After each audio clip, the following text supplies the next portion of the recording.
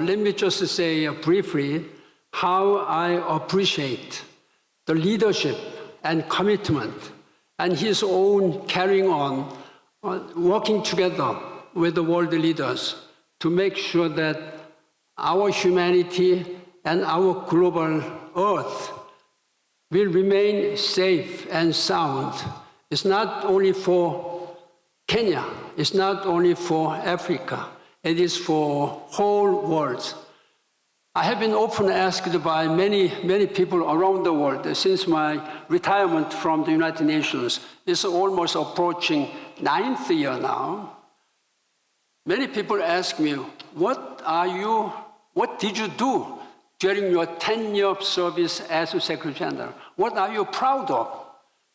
I clearly said that I did my best effort to bring all the leaders of the world, political leaders, business leaders, civil society leaders, to join their hands on the deck together to address rapidly approaching climate change issues. This is what scientists have confirmed, 120%. For me to make sure that my voice becomes stronger and convincing to other people, I should have known what is really happening. I'm not a scientist. I'm just a political scientist, and I'm not an economist. I didn't know much about climate issues. That's why I really wanted to lead by example so that I would be able to convince the people so that what I believe must be convinced by other people around the world, starting from political leaders. There were many political leaders who were not convinced if and whether this climate phenomena was approaching. I visited 5 times Arctic areas. First, Antarctica. 4 times Arctic area, risking my own safety as a Secretary General. I standing on the melting ice. I've been speaking out to the people of the world. The global glaciers, Arctic glaciers are melting. Sea level is rising. We don't have any time to waste. So we must take urgent action on climate adaptation. This has been received by many people gradually. Then I went to Aral Sea. I went to small island developing state in the South Pacific, Caribbean Sea.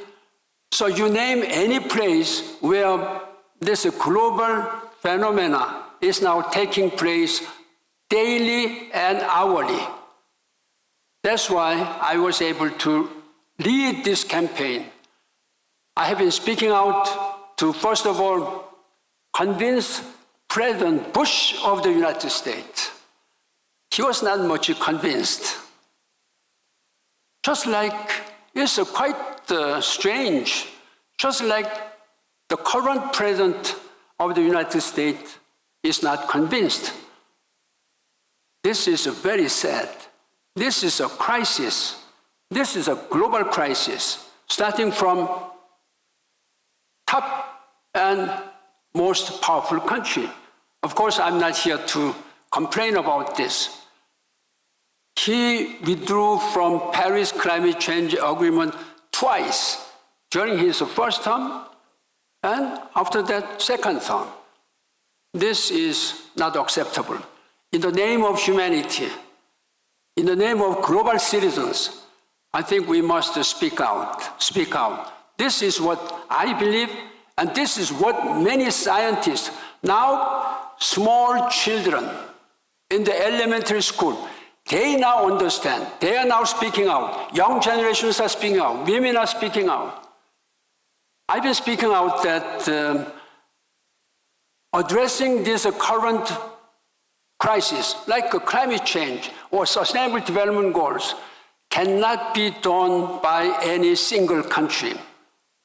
Any single country, however powerful, however resourceful one may be, cannot do it alone. United States cannot do it alone. European Union, they are the most well-to-do, well-organized countries. United Nations, European Union cannot do it. In such a case, then Africans, of course, Africans are the most hit, most severely hit without addressing anything. So you hold this amount of greenhouse gas emissions emitted by 54 African countries, less than just 5%, while China, 24%, while United States, 15%. United States, China combined, two countries produce almost 40% of global emission. Does it make sense? Are they really doing what they should do? I believe that China fully understood they are doing. We have to urge the United States, speak up, that US must join. I'm sure that whoever may be elected president next time, they will join. But even a single moment, 10 minutes, 1 hour, is precious to us. It's only African countries who will suffer the most, who has contributed the least. It's unfair. Those people, those countries, 54 countries, who have least almost nothing for current climate phenomena, are the ones hit the worst. This is my really firm belief. That's why I really appreciate President Ruto, Excellency, for your strong commitment. But Mr. President, you cannot do it alone. However, you are the president, powerful. All your people, ministers, not to mention, must work together. We must join all our hands together. I say that I'm now a private citizen. I don't have any responsibility, frankly speaking. But I have been speaking out as a former Secretary General, which I was not able to finish during my term. This is my strong commitment. That's why I took up this chairmanship of the GCA, Global Center on Adaptation. That was the first global responsibilities which I took up as soon as I left the United Nations. And I'm proud, as much as I could have done. But ladies and gentlemen, I have only moral responsibility. But those you are sitting here, mostly you have political responsibility.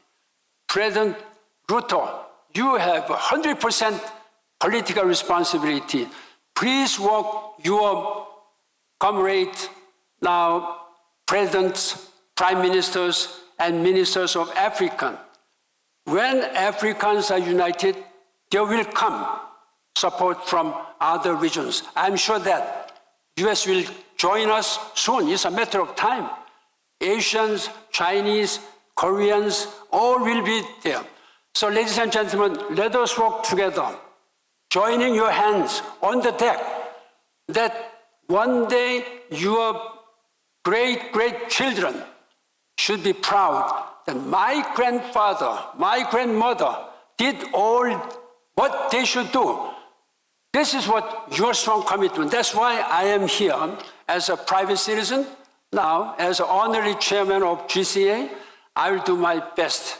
So I thank you very much, and let us praise President Ruto's leadership and also all of you to make sure that our world, people, and planet Earth, the only planet Earth we have found, will be safe and sound and sustainable.